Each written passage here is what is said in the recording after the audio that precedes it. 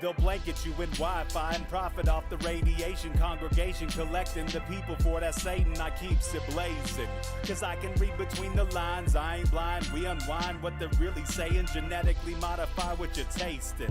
Don't need that cottage promise, so now you live up in your mom's basement. Redesign time so your mind is always wasted. Programmed to crave the basics. Keep the beta in stasis. Pay the state, kid. You're in debt for being born. Messengers are more than just the price for being warned. Don't be alarmed, disconnect from their machinations. Stop subscribing to the folly of all nations. Bone breaking ain't the answer, cause they seek the ownership of souls. Spread the seeds and watch them grow. Break the chains of control.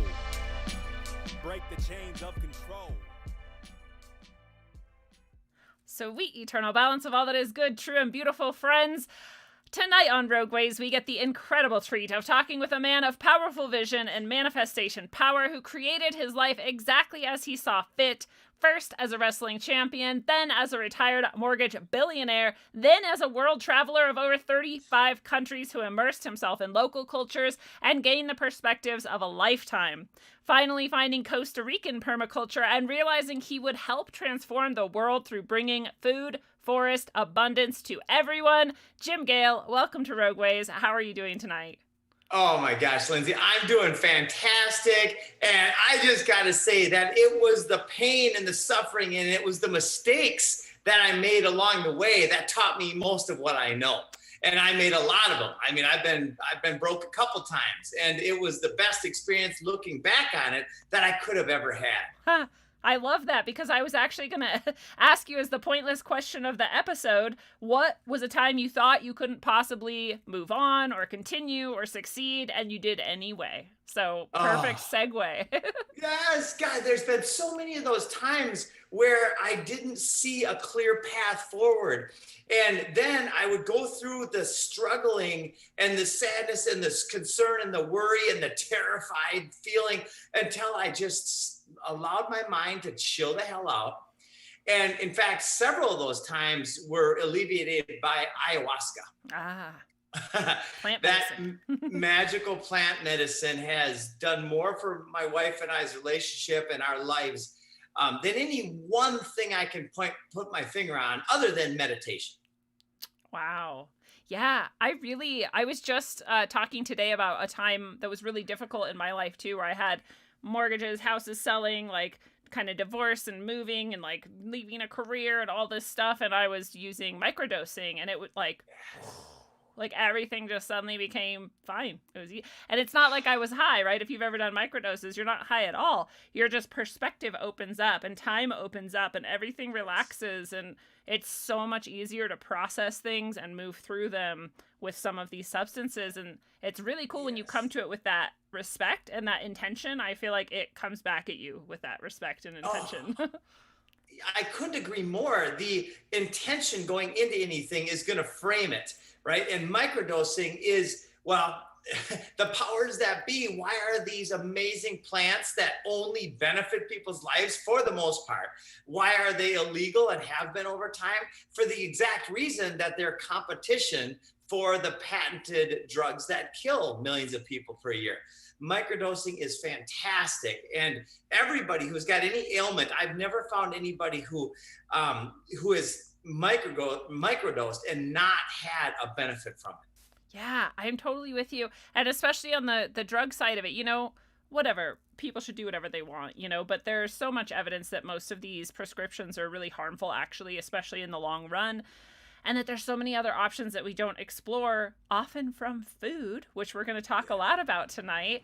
And, I have people right now in my life where I'm facing some pretty challenging health conditions. And I think they would really like for me to go to doctors and hospitals and see and I'm like, they're just going to tell me, A, they don't know. And B, here's a new medicine, and who knows if it'll work or why we're even giving it to you, but, we'll just try it. And I'm like, I don't need that. They're not going to help me at all. There's nothing they can do to help me. I have to heal myself. But let's get to that in a little bit. I would love to go back first and see how you grew up to lead such an amazing life. Like, what was your childhood like that set you up for all of this? If I could point my finger to one thing that I guess helped me the most, it was my ADD. Now, I wasn't diagnosed with ADD ever because I don't go to doctors ever.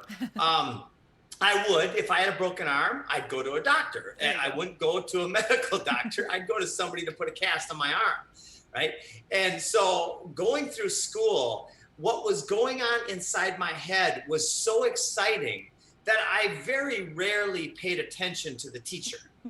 And that helped me. It hurt me at times in a way, or at least I thought I was a failure, because I would get D's and C's, and I'd get an A in gym and maybe a B+ in physics. And I would get a C+ average, just enough so I could wrestle, right? And then when I did get into wrestling, that radically changed my life, because I started having success in really palpable, tangible ways for me. And that lifted my confidence up. So I would say I had a completely normal childhood.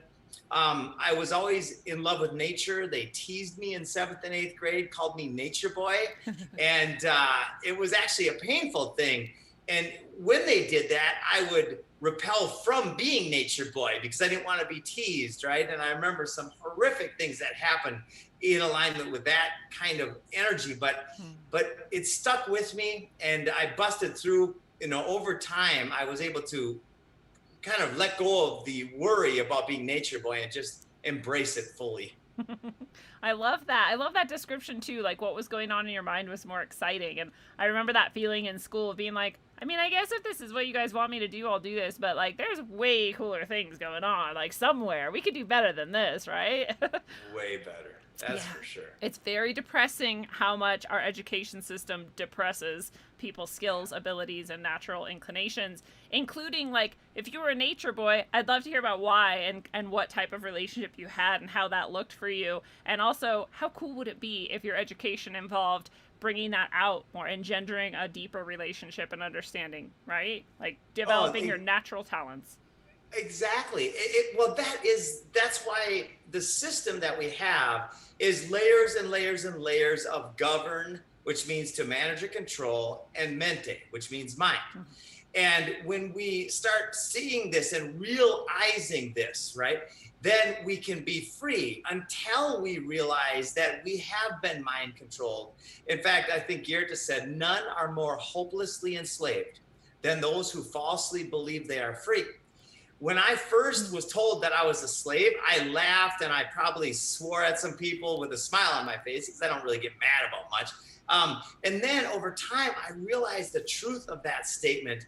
And that has been now my life's mission for quite a few years, is to completely bust free of all the programs that have been installed through the Common Core and the educational system and every other structure that we have out there that's meant to control us. Yeah. Was it your relationship with nature that helped you do that? 100%. It was my relationship with, I've every time I go out into nature and I just unplug, and I feel better immediately. And there's studies that show, peer-reviewed studies, that just looking at a jungle or flowers actually raises your vibration and makes you feel better. And so I've heard this, and I heard them speculating, it's because there's fractal patterns in nature and our brains just respond to fractal patterns because whatever. But when you're surrounded by fractals in a non-natural way, you do not have the same response. So they're totally off. Like, the materialists always need to go down to the lowest common denominator instead of just letting it be what it is. Like, no, we actually need nature, real nature, and we need to be in it. Yes, we are it. Yeah. Right?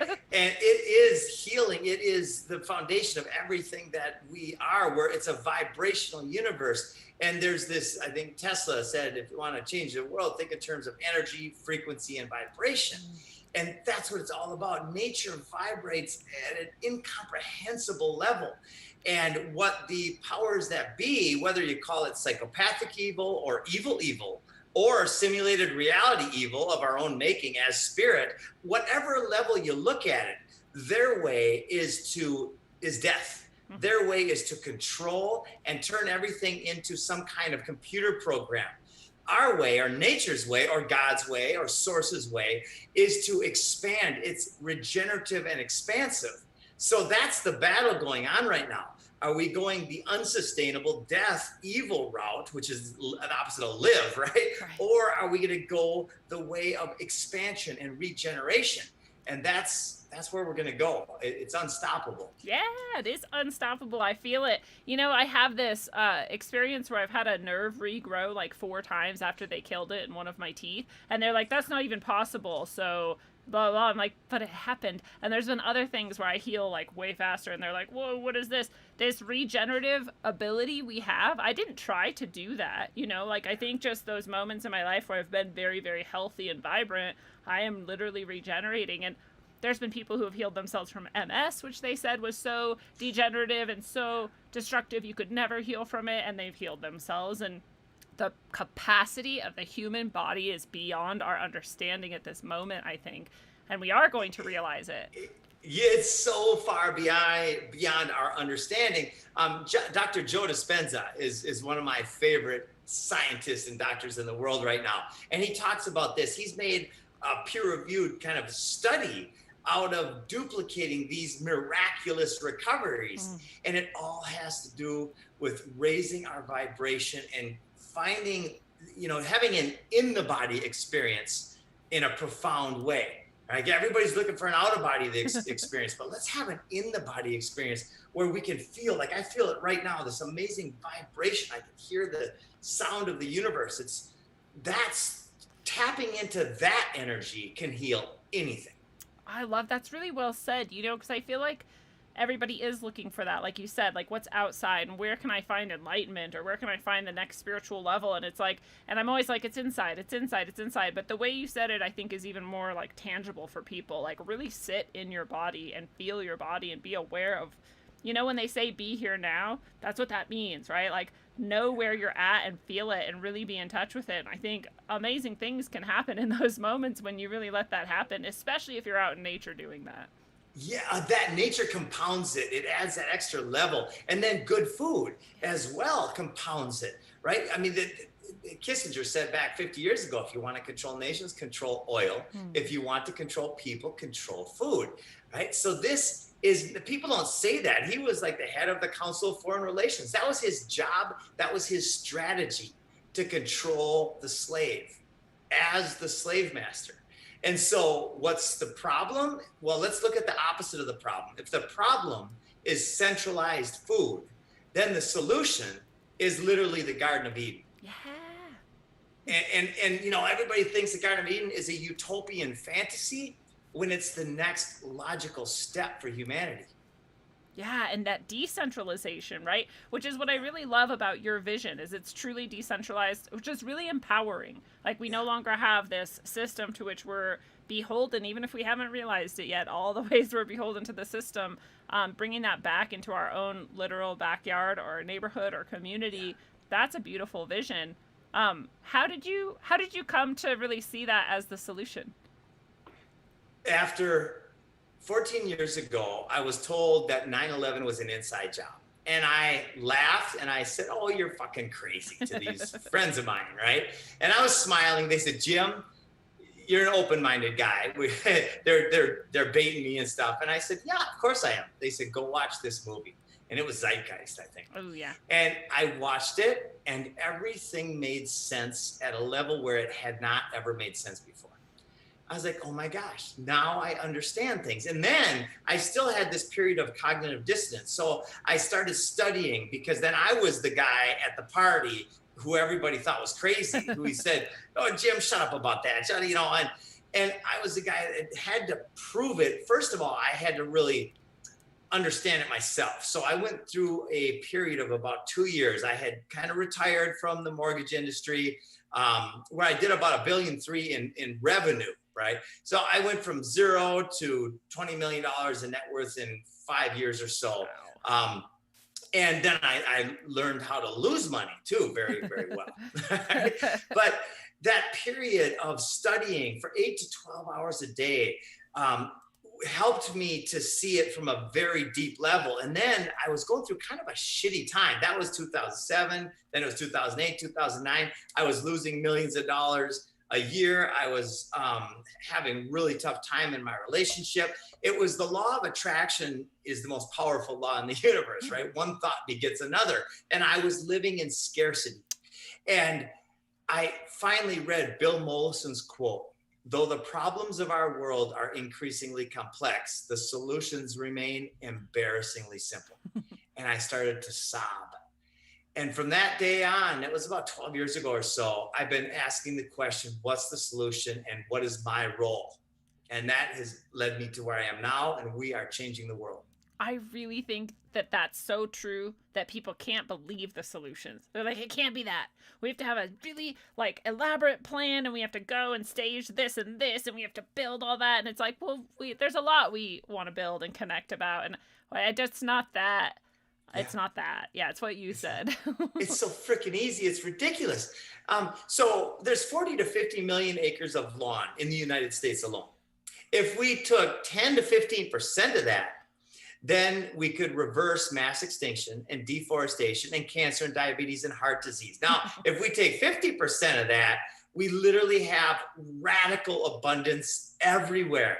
And then right now, people who are listening are going, no, it's not that easy. No, you can't do that. No.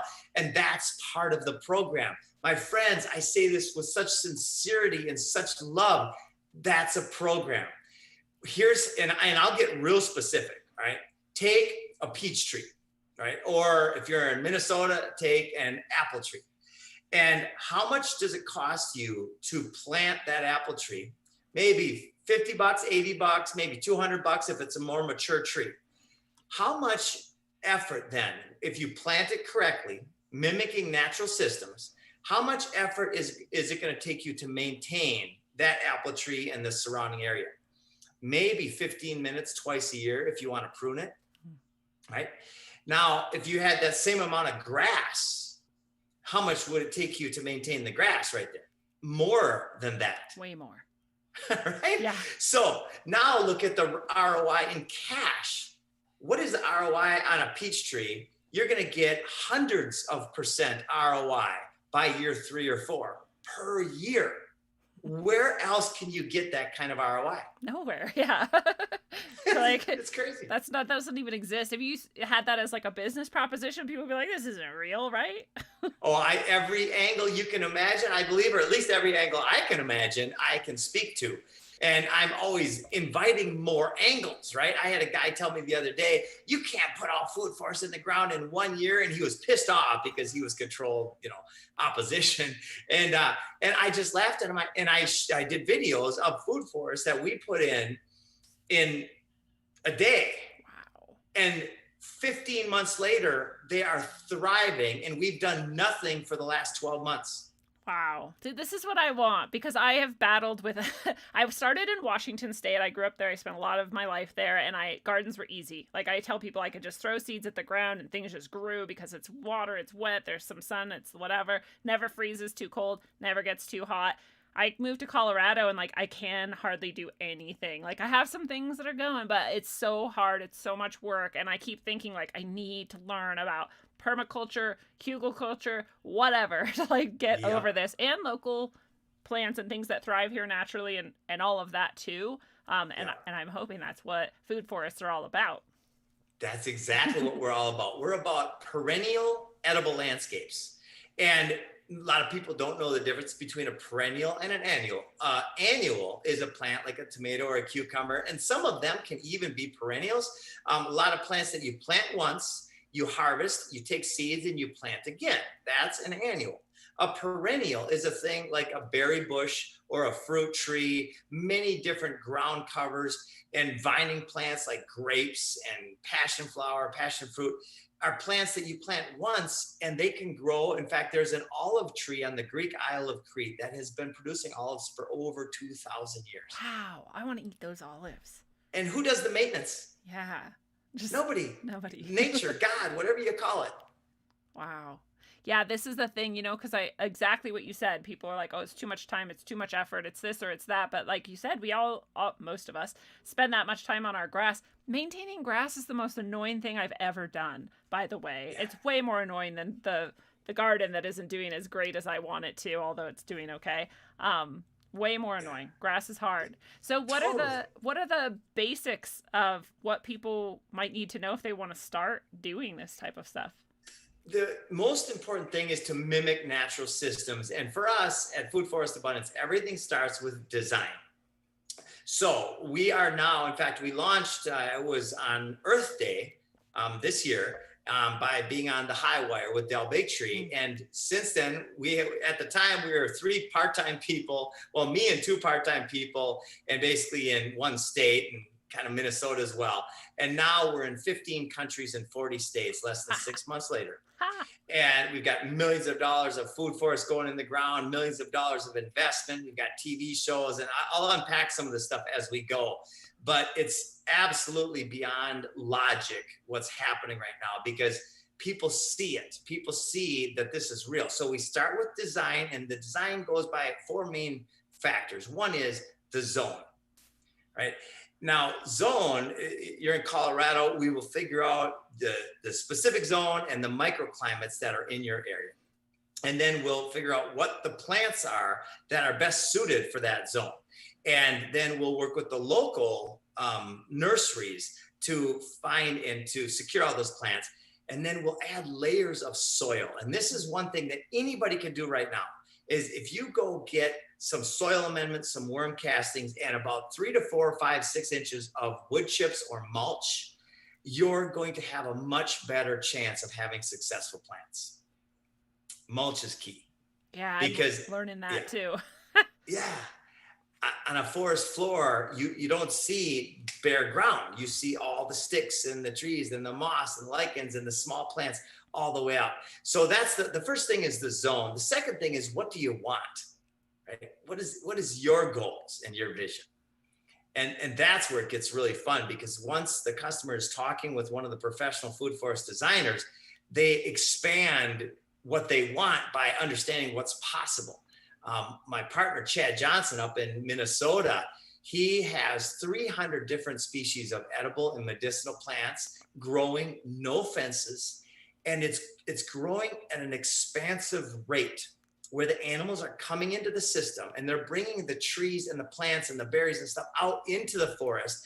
And literally, if we don't poison and stop the growth and start killing it, and I'm talking about the poison producers, of course, of our world, then it will expand on its own and eventually cover the whole world. Wow, that's so true. That's how nature works, right? Like things that eat the things bring the things other places through their feces and carrying seeds and that and all of that. And it actually needs that to grow often, right? It needs to go through a digestive system and whatever. Yes. So that's, like you said, unless we're killing it, this is what's happening. I love that. Animals are a critical, important, valuable part of the system. Like I love chickens. Chickens in a food forest have so many functions. They have 8 main functions. They're just awesome. Ooh, what are their 8 main functions? Oh yeah. Okay. So, of course, eggs and meat, yes, and feathers and heat. A lot of people don't know chickens are like mini heaters. Some people have chickens in their house during cold winters, which, might be a good idea to get chickens this fall, right? Because there's some crazy crap going on with the food supply chains. And security, friendship, and there's 2 more that I'll think of as we go. Helping to spread the seeds and maybe till the soil. I always think of that. You just got one. Oh, yes, that is one. Yeah, I watch them like digging all the time. I'm like, you're aerating as you go, and then you're pooping, you're fertilizing as you Pest go. Control. There you go. Pest control. Yep. I brought my chickens inside last winter because it got so cold outside that I was worried for them. And so they lived inside for like a 3-day cold snap. And I felt so ridiculous that I have my chickens inside. And but I was like, I can't take the risk. Like, I love them way too much to let them just die in the cold. And it was hilarious. They had such a good time. I didn't know that people use them for heat, but like you said, there's crazy food scarcity issues coming up. Perhaps they've been signaling this to us, but there's also those energy crises seeming to loom on the horizon as well. And this extra cold winter, the Farmer's Almanac has been predicting, right? So the combination of those 3 things, it's definitely interesting to think of how just chickens could transform some of that for you. They're not hard to take care of. Pretty easy. No. They're relatively easy relative to what the benefits are. They're pretty incredible. So then we also get videos and pictures of the space, and we do a Google Earth, and we put it all together. And then after 2 to 3 weeks, we present a 45-page document, and within the document is the custom food forest blueprint. Wow. So that if you got that 45-page document, you could go about ordering the plants, putting them in the places you suggest, taking care of them in the ways you suggest, and start immediately? Or do we have to wait till like spring or? Well, so yes. Now we are coming to market with an indoor design and a preparedness blueprint as well because of the short-term needs. In fact, we're big advocates not only of perennials now, but also definitely of annuals, because there's a short-term issue that we need to resolve, and then we've got the long-term solution as well. That makes sense. So you have both of the perennials and the annuals embedded in this. That's right. So imagine a bed of mulch with soil and a bunch of perennials. And if they're young, they might be 3 to 6 feet tall, and there's still going to be a lot of sunlight that gets through and hits the beds. At that point, you can use those beds also for annuals. And a lot of annuals have multiple functions, like beans and peas. They actually fix nitrogen in the soil as well as producing food. I'm a huge fan of sweet potatoes, although it might be a little cold there. So after time, as the perennials fill in, then there will be no sunlight that hits the beds. And at that point, you've got a perennial food forest. But at that point, you have so much food probably that Yes. you're just swimming in it. I mean, yeah. Do you have people who put in these food forests and then they're like, I don't even eat most of this. Like, I can't get to it all. Gosh, in Costa Rica, the first thing we did creating this community is we planted 3,000 fruit trees. We bought out a nursery and got all their stuff. And 95% of the food, I would guess, from those perennials went to the floor, the forest floor. But that's good too, right? It's just helping to it's fantastic. Nutrify the forest Yeah, floor. absolutely. It's habitat, it's food for the animals, it's adding literally layers of soil.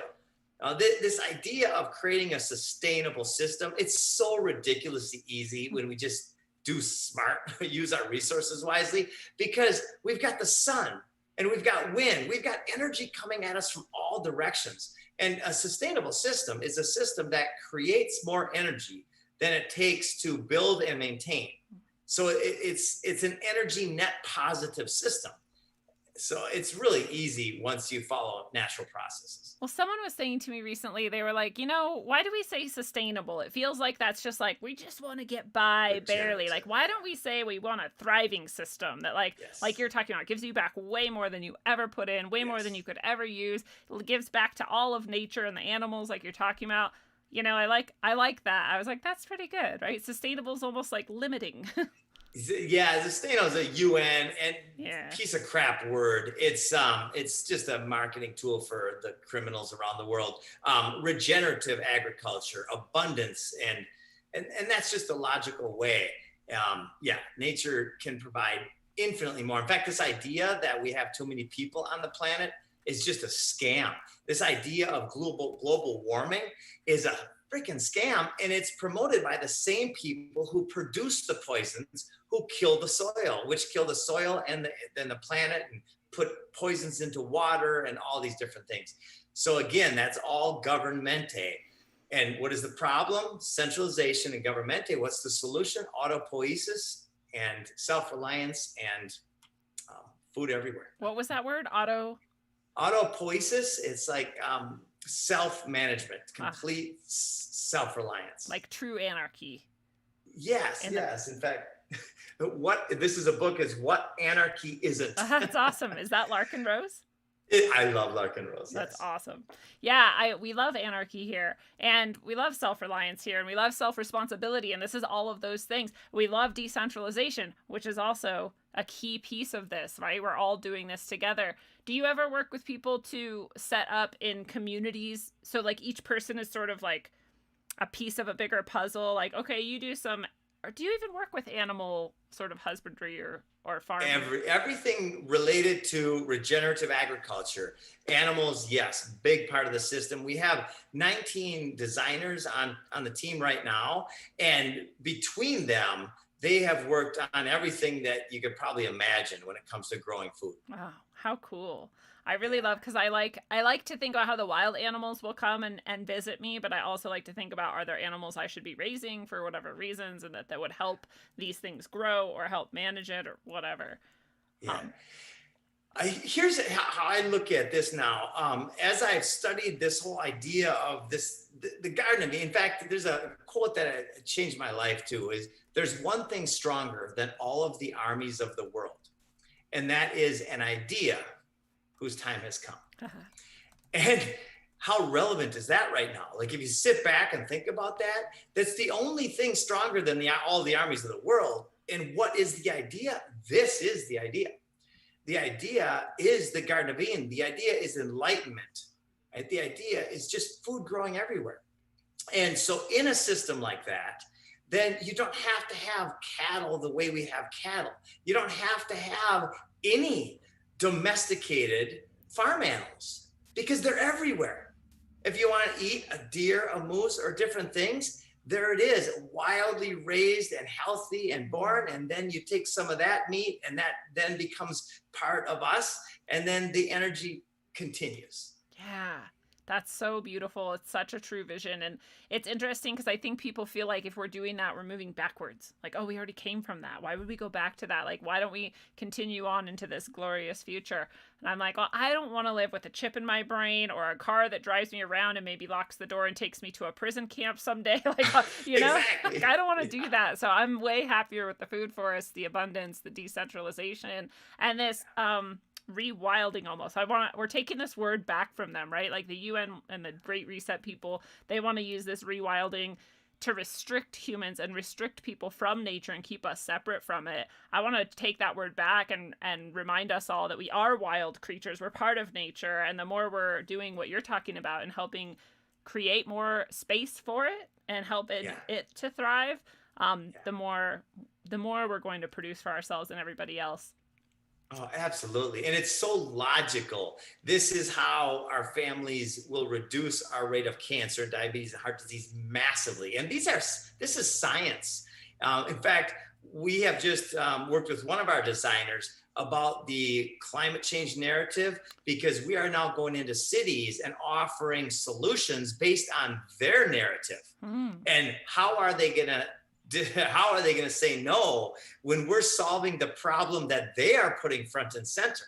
Like we got to play their game to some degree, right? And same with plastics. Now, I am not a fan of I love the ocean. Plastics, I've seen so many beaches that are low. That makes me so sad. This is the solution to the plastic epidemic, is when we don't have to package food, when it's just growing ripe on the vine or on the tree or on the bush everywhere. That's a huge solution to plastics. That's a really great point. What are some of the things that you're doing in cities? So we are doing like public facing food forests. Our business model, I'm a huge fan of regenerative capitalism, right? So I'm a capitalist, which is the voluntary exchange of value, and as opposed to a socialist or communist, which is rooted in force and violence.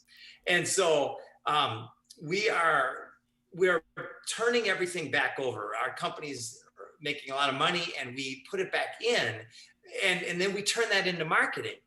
So we're building food forests at schools, at churches. We've got a food bank up in Maine, which will be starting here in the spring. And we're showing people how to, teach them to fish and eat for a lifetime type of thing. So, and then that's marketing, which creates more and more, and it's exploding.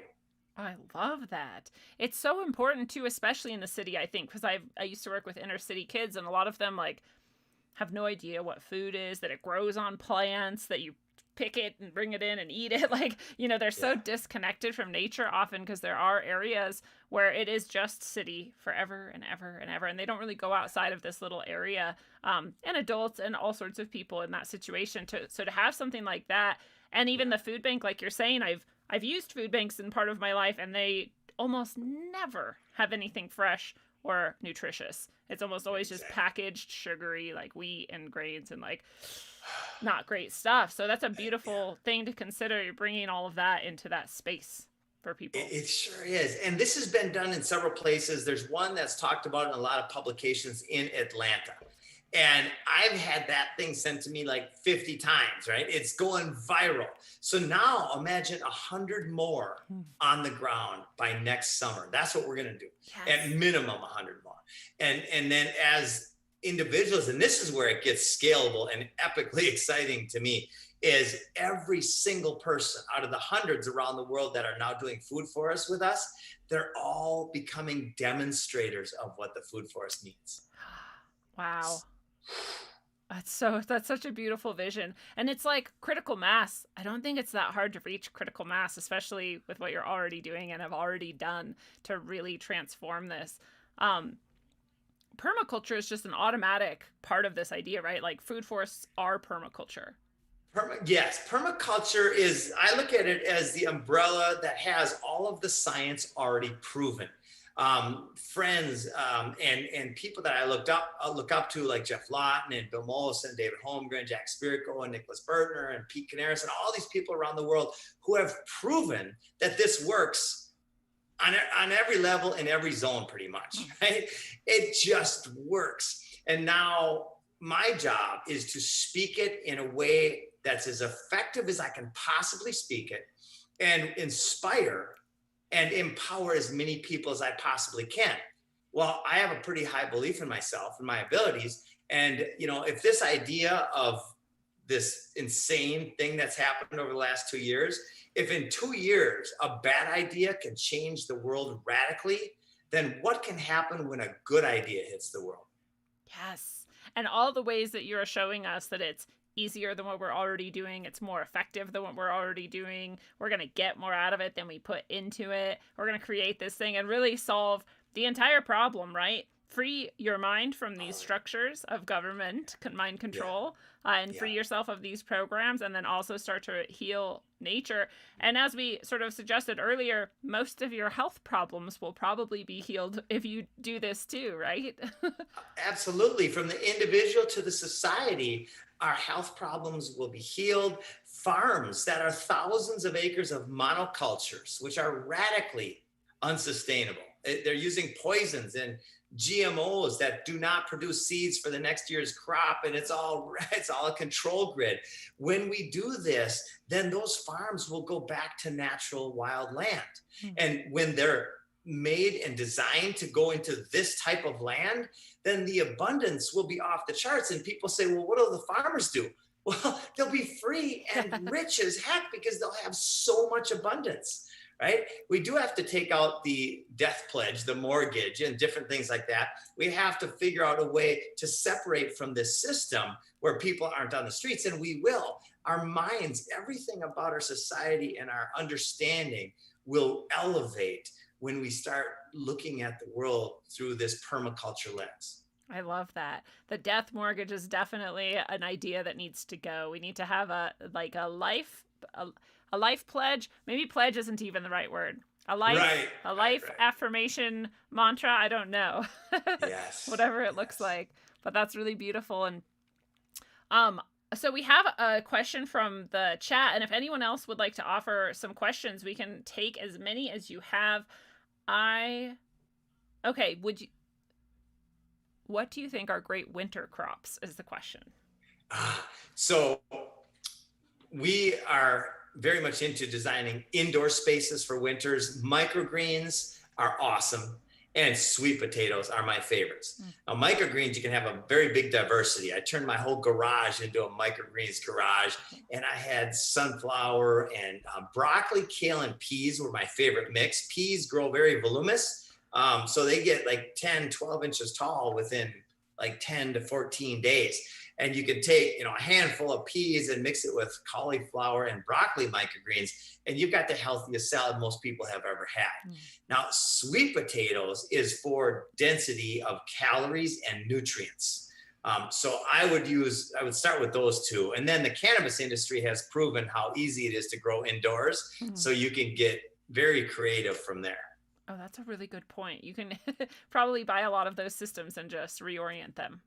Exactly. And we design them as well. There's a lot of ways to do it. Start doing it small if you want, but I would buy more seeds. I would really stock up on seeds now, and then have at least 3 to 6 months of food on hand. And if you have that much food and then you also have seeds, then if something does happen to the food supply chain, then you can have a transition into something regenerative and abundant. That's a very good suggestion. I know a lot of people out here, especially listening to Rogue Ways, are looking for exactly those types of suggestions, knowing what might come. I wonder if their dark winter messaging was really meant for this winter. It seems like it. Either they're a year off or they were just really prepared with that messaging, because it feels like, but who knows? Sometimes I feel like the awareness we have about some of this and us being like, yeah, no, we're not going to do that, kind of like offsets their intentions. So we'll see, right? But it never hurts to be prepared anyway. It never hurts, that's for sure. And especially with the price of food. I mean, food's going up. So I look at it that way. The food I have stored at different places, it's an asset that's worth twice as much now as it was when I bought it. I had this weird vision of people who have like their porches, and maybe blocking those in with just like visqueen, like clear visqueen or just plastic, so that they can make their own kind of greenhouse over the winter. Would something like that work? It depends on how cold it gets and how good the mesh is and stuff. But yes, there's ways to do it. You could get some 50-gallon barrels, put them on the sunny side of the house, and they'll attract the heat and store the heat. Water barrels, right? So there's a lot of different things you can look up on YouTube and even chat with us about at Food Forest Abundance. We love helping with that stuff. That's awesome. If people wanted to consult with you, do you do kind of a little free consultation? And absolutely. People can call me anytime. I do free consultations, multiple a day. I love that. Yeah. I know that's really helpful for people. Someone else asks, they have 20 acres of forest. Is that part of the vision, or is that stay forest? Or oh, absolutely. So a forest is a system that is already basically regenerative on its own. When we add logical things, like we could add mushroom areas, we could add berry bushes throughout, we could add vines that climb up trees. You can cut a few of the trees down. You could take a quarter acre or a half acre of that forest, and you could actually turn the current trees into wood chips, right? By cutting them down and mulching them and grinding them up. And now they become the base, the energy for whatever trees that you want, more functional food producers. Oh, that's such a good point and really great idea. All right. And people have indoor spaces and outdoor spaces and all kinds of things going on. I love it. Well, I know we kind of talked about going into cities. Do you work with cities? Do they accept your help, and do they start to do this on purpose? And I know Atlanta you mentioned, but are they resistant? Do they like it? Like, how is that? They're monolithic and cumbersome, and they're a pain in the ass, but we'll never give up. What we need in any city or any school or any church is a champion. If we have one passionate advocate that has a position of authority, then we're good. We will work with that person until we get a food forest in there. Speaking of, if there's people out there listening who are already passionate and would like to be advocates, do they just connect with you and say, hey, how can I help? Absolutely.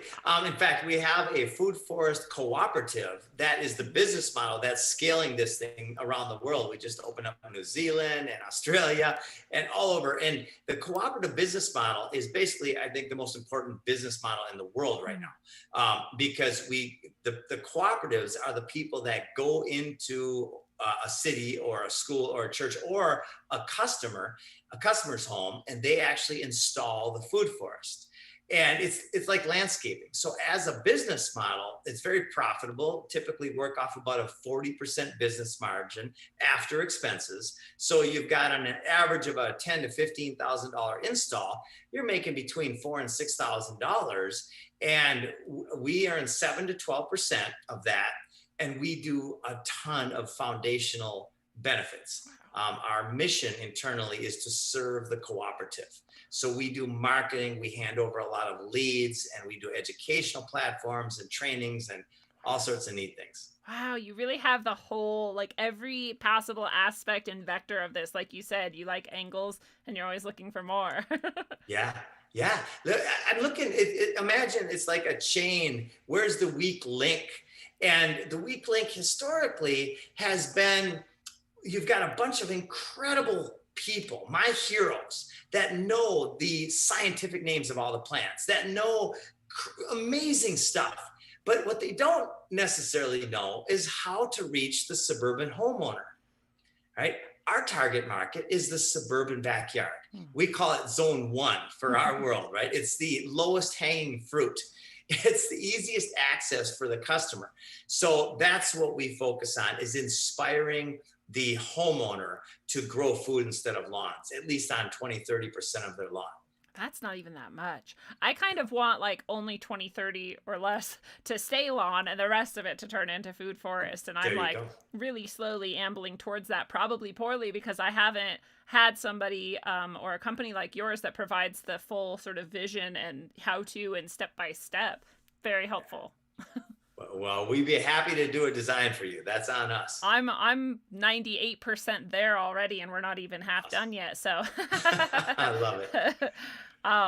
Well, what are some of the, like maybe weird stories or weird experiences you've had maybe helping people install this, or has anything kooky happened on the way? Oh, constantly, especially at the beginning when you're starting to learn how to deal with people. There's been one thing that has helped me a lot, and I am open to communicating with anybody. However, when it comes to doing business, I have basically one group that I say no to, and it's people that advocate for force and violence. And I will actually share with them, right? If I sense that that's what they're all about, I will say, hey, I just want you to know that I don't do business with people who advocate force and violence. And they'll be like, well, of course I don't. What are you talking about? And then I'd say, well, that includes forced mandates, force and violence of any kind. And 1 out of 12, 15 people hang up on me then after maybe saying some harsh words, and then I'm free. Yeah. I'm like, oh, now I still want to reach those people. I still want to inspire those people, but I am not going to do business with those people, because it's those people who like to find ways. They live in fear and they project their fear and their different things on other people. So I've learned that it's easier to move forward with people. In fact, this is a pretty cool story. So the show aired on the Highwire. And I'm not a TV guy, but I've had my favorite shows. And I get a call about a month and a half after the show aired. And the producer of my favorite show of all time, The Crocodile Hunter with Steve Irwin, calls up and says, Jim, we'd like to shine a light on you and your vision for society. And I was like, yes, let's do it. I didn't have to think about it, right? Yeah. 2 days later, I get a call from the main actor of another TV show that was my favorite show in the world for 10 years. And he was the main star, A-lister. He calls me up and says, Jim, I'd like a food forest. I get to his house and he says, I'm thinking about doing a TV show. I'm pitching it to I'm like, well, guess what? I've got a producer. Let's do it. Wow. We just completed the filming of a pilot that is going to be seen by millions. It's going to help change the world. And that's magic. That there's no statistical possibility that there was not some divine intervention in something like that. I can feel it like pulsing through, like all the love that came together to be like, woo, let's do this. Wow, right? Oh gosh, I don't know what I was going to say before that, but that's the magic. And then since then, we've installed this epic food forest that has a vineyard. It has a Chinese medicine wheel theme. It has a Mexican cantina food forest theme, and then a diverse. It's gonna blow people's minds. And basically, it's going to shatter all the BS, the bad science, the belief systems, and the bullshit around growing food. It's going to show people that it really is. You could literally leave that food forest for 30 years and show up, and it's going to be a wild jungle of food. Right. As long as, like you said, the Death Eaters don't come and tear it apart with their anti-magic, anti-life equation. Which is it's really weird that they're like actually actively promoting these concepts of anti-life. It's like all they're about, they're like, here, let us put you in this little box and torture you until you do these things. And then when you do those things, we'll say, look how bad you've been. You've really ruined the world. And we're all stuck in their little anti-life equation. And I love how freeing what you're doing is to get people out of that and into the pro-life thriving equation. It's the ultimate freedom.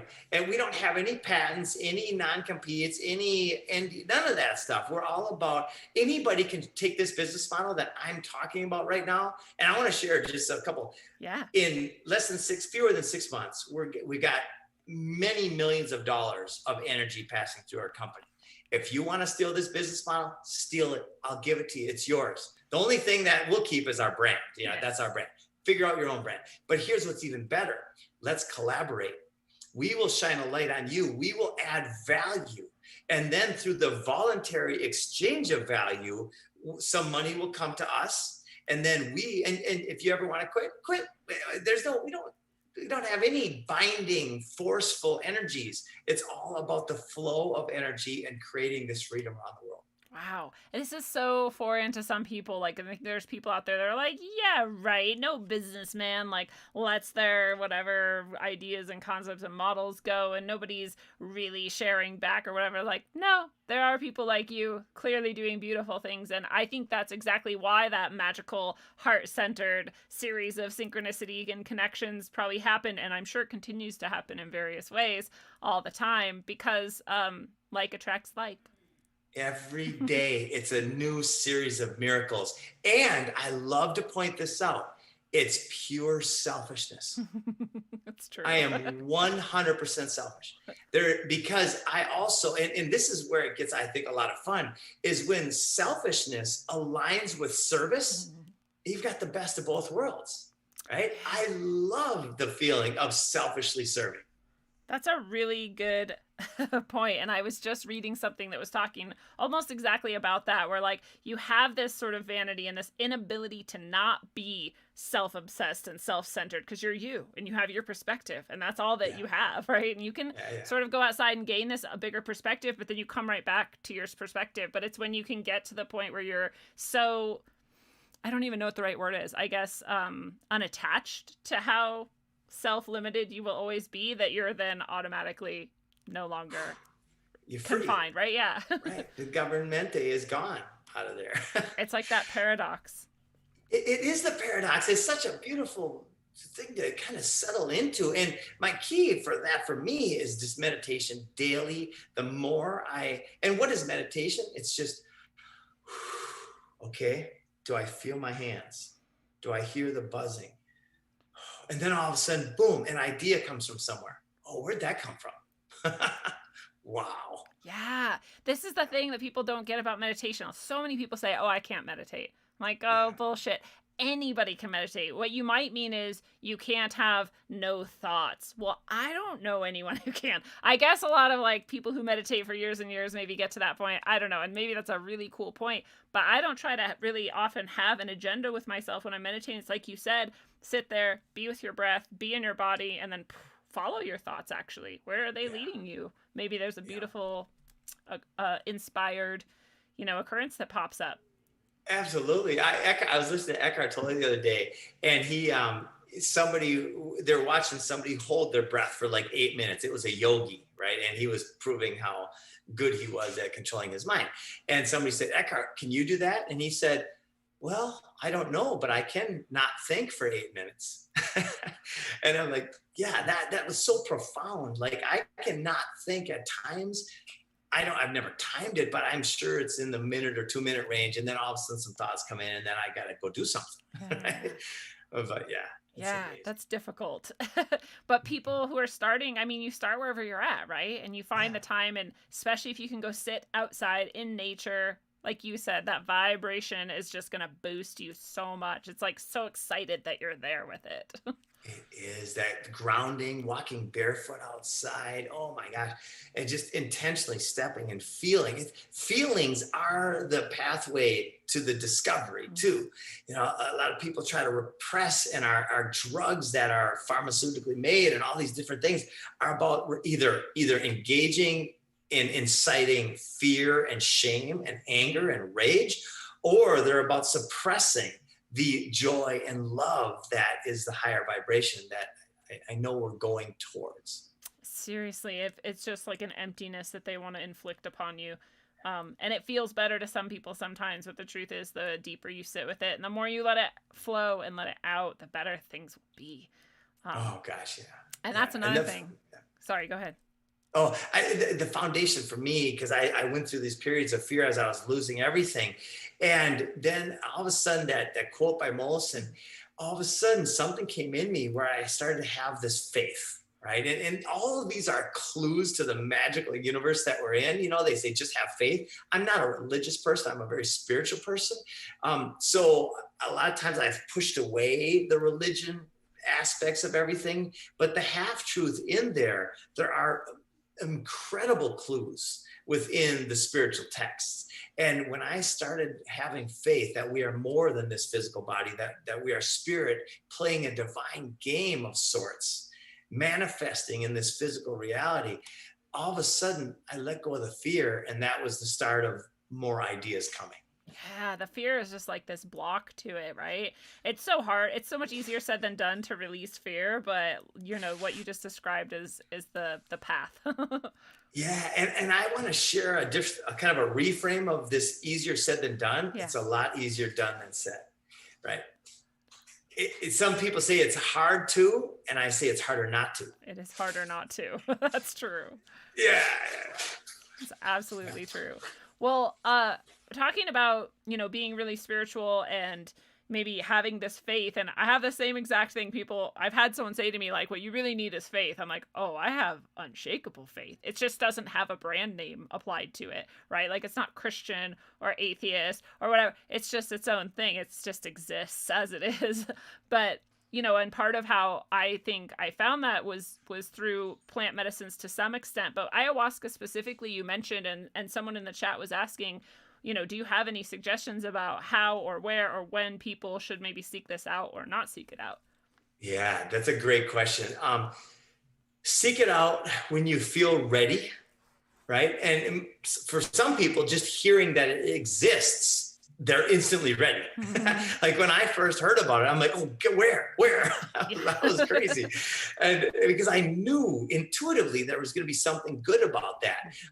The one thing I definitely would suggest is a professional shaman, a professional guide, whether it be a shaman or somebody who's been in the experience and understands the flow of it. And I've actually never seen this happen. I've heard about it, but people can have bad trips. They can get stuck in a scary part of their past or a scary hallucination of their future. And then they can just have a horrible time. Now, out of the 120 more or less people that I've experienced ayahuasca with at different times, I've never seen anybody who didn't say they had an experience. Nobody wished they wouldn't have done it. 100% of people would do it again. Yeah. At the very minimum, they're glad they did it once. Yeah. Because it changed their life. And they started to see the connection. Like I was with heroin addicts and cocaine addicts and gamblers and these different addicts of different kinds. And all of them said, I don't feel like doing heroin anymore. Right?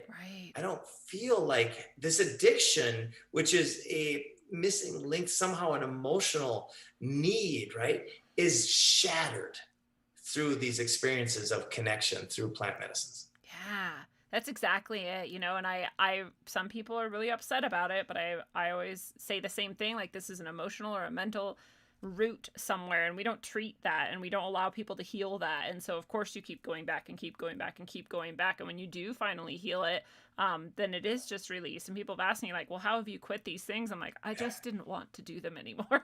Like I literally just didn't. I stopped, and it was hard, but like you said, it was hard. It would have been harder not to. Yeah. Right. You're so right. And it's not effort when it gets to so I did a 3-day fast a few months back. First time since wrestling back in my mid-20s that I did a fast. But it was forced. Like I felt like I had to for certain reasons, making weight stuff. This time it was love and intention that was leading the fast. And after 3 days of not eating, first of all, on the second and third days, I played tennis for 3 hours each morning after not eating. Wow. And I played better than I've ever played. And I was so active. And then afterwards, I look at chips. I look at certain things that I used to be majorly addicted to. And now I'll eat 1 or 2 or 3. And then by the time I get a handful of them down, where I used to just go nuts, now all of a sudden I go, I don't really want another one. Wow. There's so many people out there that are like, yeah, right, I could never do that. I think you can. I think you're more capable than you think you are. And I think things like fasting are really scary to people exactly because they're so addicted to and so used to. It's just another mental trap we have. Like, oh, I have to eat 3 meals a day and snacks every day. No, you don't. Your body has so much to prosper from when you're not eating. It's actually really fascinating. It's so fascinating. I'm curious, and this is something I'm going to be playing with in my life, as to the truth about food in general. I'm starting to believe, after reading a lot of stories about people who don't eat, right? Literally, they don't eat, and they've been studied by doctors. They haven't eaten anything for 30 days. They might drink some water here and there. They might have a bite of rice. I think there's way more to this than we yet know. My boyfriend says the exact same thing. He's like, in 50 years or less, or sometime in the near future, people are going to look back at us and go, oh my God, how did they even eat that much? like we're just so addicted. Yeah, it's really amazing. So I'm so optimistic about the future. Like, I've never had a better life than I do right now in every way. Now, I am hyper aware of the suffering. Mm-hmm. I am hyper aware that there's kids that are going to leave their bodies over this thing. And those are the things that get me kind of lower my energy and my vibration and make me sometimes contemplate. And sometimes I go into that, sometimes intentionally, sometimes not intentionally. I'll watch a particular video that's really disturbing and I'll be like, oh my God, this is happening. And then I have to breathe. I have to meditate. I have to realize that we are spirit in this divine experience. And then that helps me and it releases some of that fear and that anxiety. And then I go forward again. I start focusing on what's coming for those of us who raise our vibrations and make it through these next, 2 to 10 years, whatever it is. Mm-hmm. We are going to see radical abundance and beauty.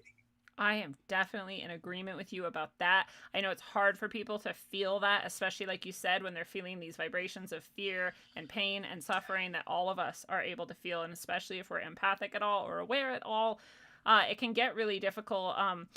But it's another thing. It's harder not to try to get back to that place where you're like, okay, well, what can I do? Even if it's one step today, what can I do? Even if it's not related to food forests, right? Even if it's just like, okay, well, I can do this. I can get dressed and showered and I can go connect with someone I love or create something beautiful.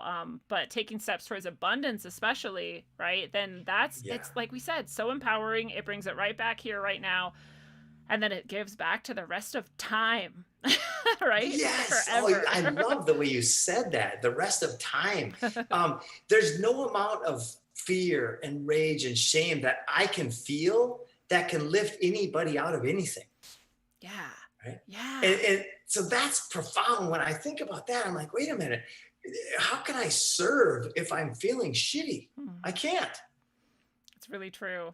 I don't know. And I've played with it sometimes when I am feeling physically shitty too, where I'm like, okay, I'm just going to stop anyway and just focus on the love that flows through me and the abundance that's in my life and all the good things and how my cells regenerate, how my body has got this. And it's just going through what it's going through. And that's fine. Like, I love you, body. And I will start to feel better. It's just, it's like a drug, right? You're producing it yourself and it's about your intention and where you go with it. And I hate to make it seem, I don't want to, I don't know. I know there's people out there that are like, well, I can't do that. Or like, I don't think that's happening for me. Or like, why not me? Like, I don't want people to feel guilty or ashamed if they're not like magically able to feel wonderful. Yeah. But I do want you to know that it really is something that you can make a choice about and make steps towards at any moment. Any moment. Yes, that is so well said. Making the intention, setting the intention, because momentum is real, right? Yeah. One of my favorite teachers, Abraham, says, if you're falling out of a plane, hold on, it'll be over in a minute, right? I mean, there's momentum, and it depends on how long you've been thinking, or anybody, myself, have been thinking a particular thought, and how deeply entrenched that thought is in our psychology and our psychosomatic connection. So start by taking one step. Start by writing one thing that you love about life or that you like about life. Like just anything. Just get to the point where you're not creating momentum towards the dark side, towards fear and rage. And then start twisting that. And it took me months when I really let go, and I was dead broke. I mean, like past broke. I got credit cards knowing this time would come. And this is funny. So I was reading this Jerry Hicks wrote a book, and it was about wealthy people who go broke. They usually almost always go all the way broke before they start making money again. Huh. And I read that when I still had a pretty significant chunk, but I was already on the path to growing broke. And I said, I'm not going to fucking do that. I'm not going to do that. It's not me. It happened. And it was you. and then boom, now it's an explosion of abundance again. But it's so interesting that you got to kind of curb that momentum with intention and then direct your thoughts, and then you can have anything. Yeah, I love that.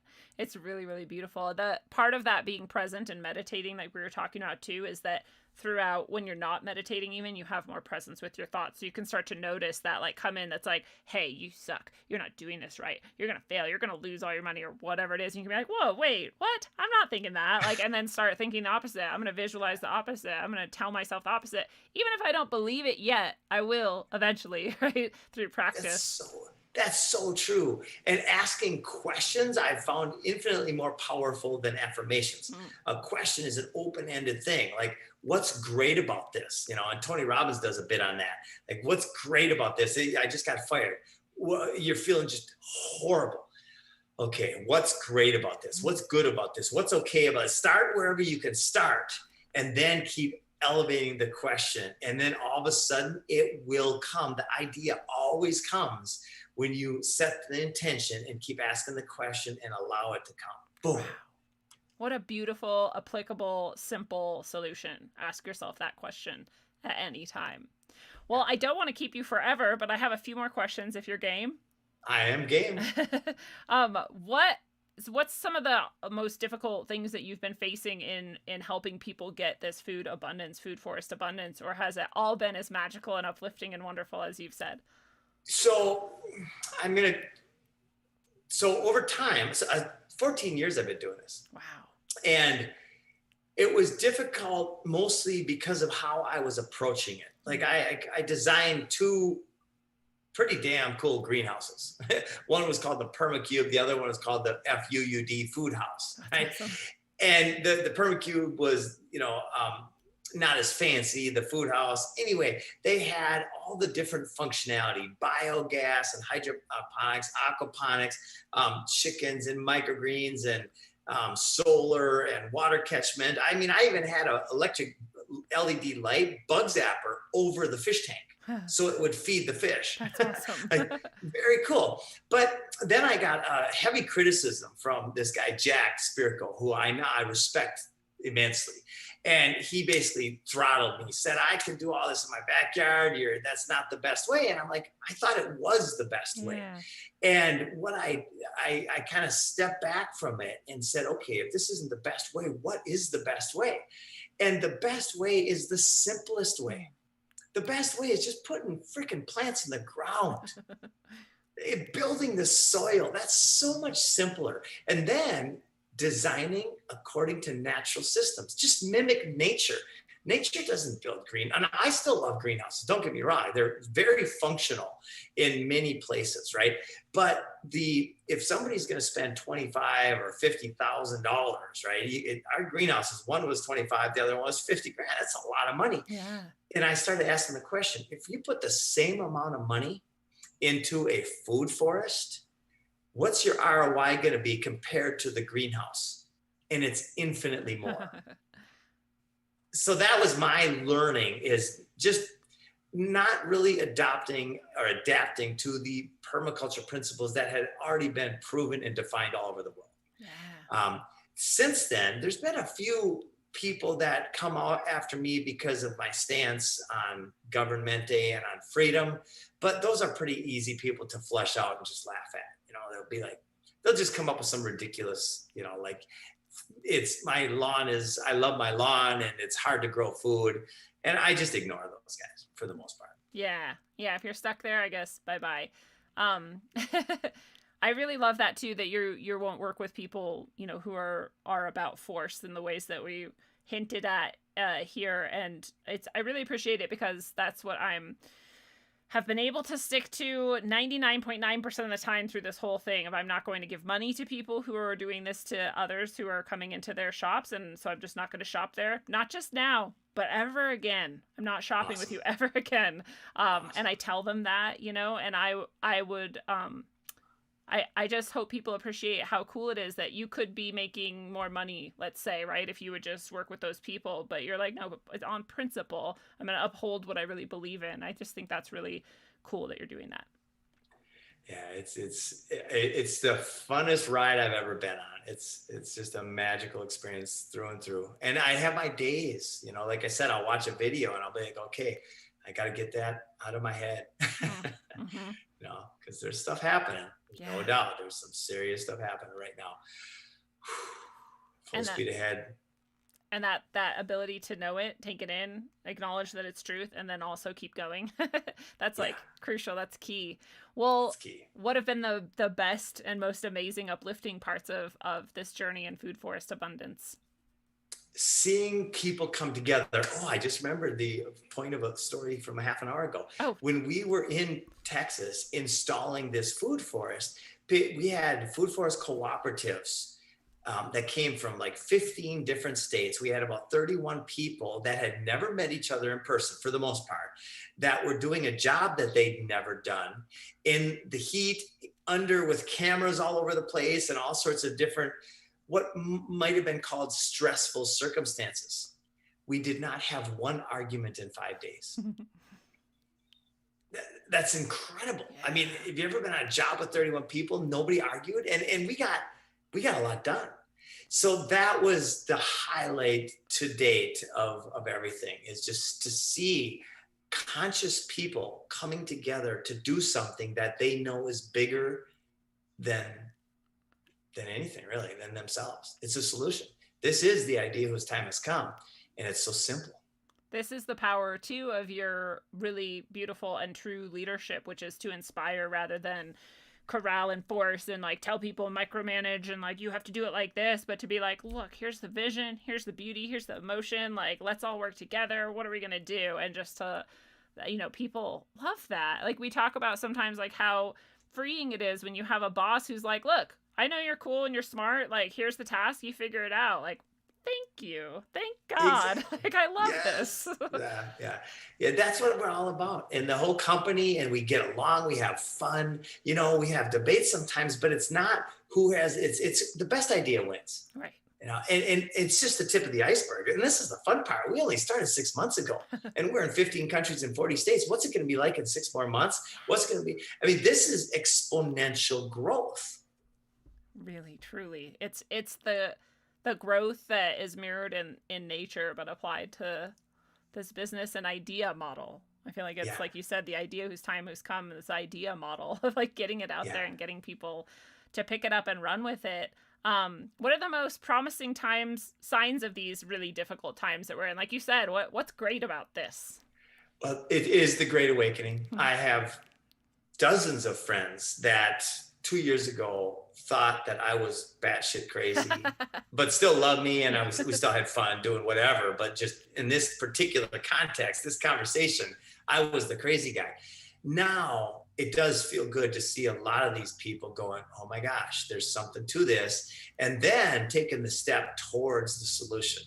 And the solution starts with internal vibration, internal resonance, internal upliftment of spirit, right? Fear is a contraction of the spirit of the soul, and faith and courage are an expansion. And so that's what it starts with. And then taking the steps towards freedom in these other ways has been really wonderful to see. That's so beautiful. What's your highest hope for what happens next in this great awakening?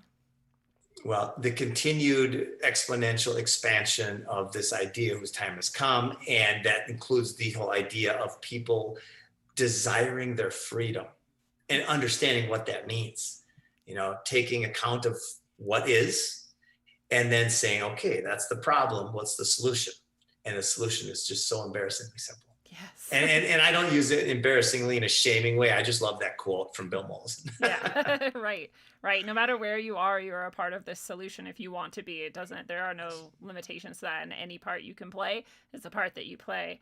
And do you have anything coming up you want to let people know about? Any sort of offers you want them to know about? Where do you want them to go to connect with you? And what would you like to share with them on that front?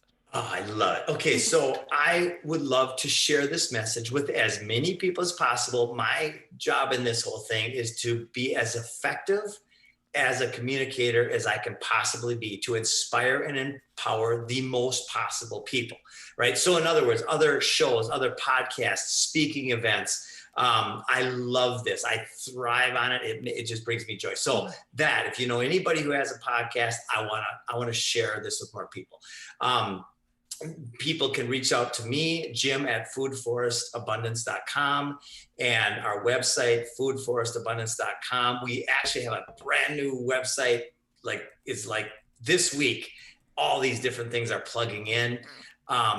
Also, if you want a design, if you want to start growing food at your home and becoming part of the supply chain and becoming a demonstrator, it's the ultimate stack of functions. Because when you have a food forest, not only are you going to be healthier, you're going to save money, you're going to have more beauty and butterflies and birds in your backyard, and food security, but you can also turn that into a supply chain thing where, and this usually blows people's minds. You've heard of pruning fruit trees, right? Yeah. So most people, when they prune a fruit tree, they just cut the stick off and throw it on the ground and it's gone, right? That's it. And that increases the yield, right? But when you turn pruning into air layering, you can actually cut a little niche on that and put some rooting compound with some soil, and you can have a brand new fruit tree 10 weeks later that's worth 20 or 30 bucks. Yeah.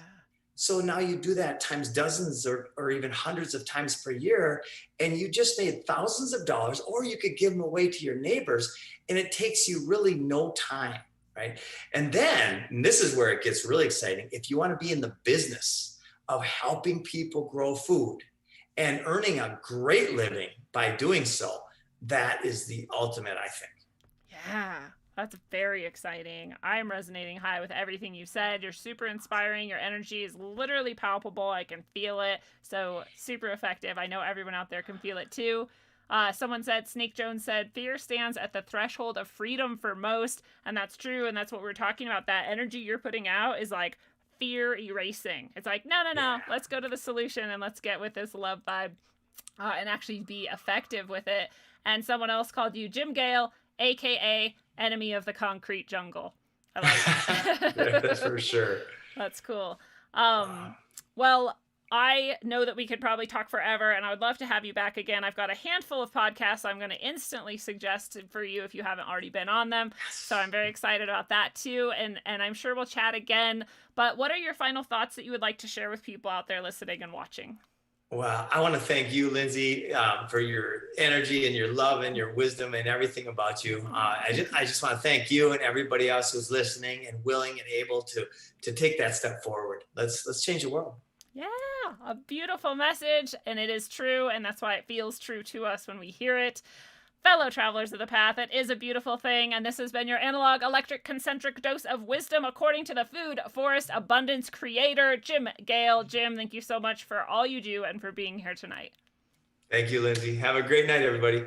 Well, everyone can do something, whether it's a small garden on your balcony, a little Berkey water filter on your counter, a supportive effort to get your condo or apartment community to install food abundance infrastructure, or a citywide effort to get food forests operating at a systemic level.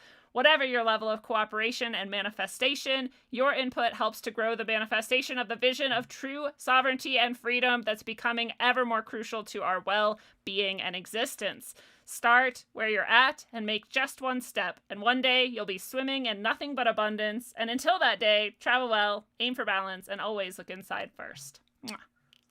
Wow, fantastic.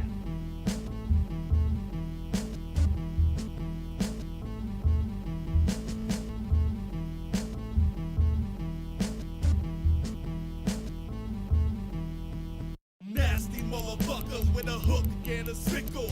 Brought to you advertisement, bone plated nickel. Fire rate automatic smash from the get-go.